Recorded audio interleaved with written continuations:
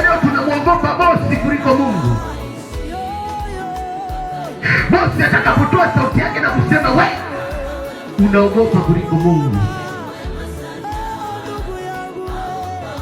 Mme akitoa sauti yake akasema we, unatetemeka kuliko unapotetemeka mbele za Mungu.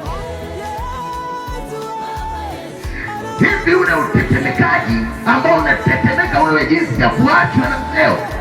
Ungekuwa unatetemeka kwa ajili ya Mungu, ungekuwa hapo leo. Una miaka 17, una miaka 7 na 10 kwenye huduma au kwenye Ukristo. Nikikuuliza Roho Mtakatifu ni nini, hujui. Roho Mtakatifu ana kazi gani, hujui.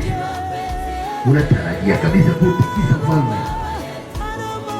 Biblia inasema adui zako hawalali isipokuwa wamezuru. Maana ya kutokulala ni kufanya jitihada ili kuangusha ngome.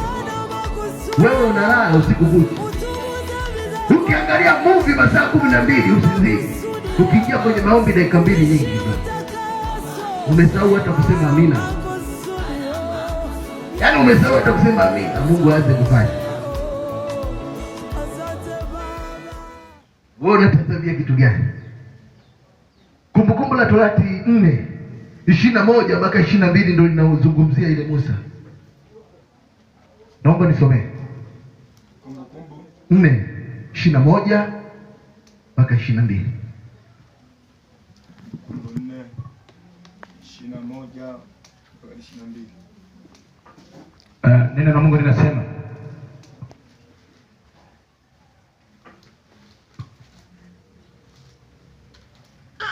tena Bwana alinikasirisha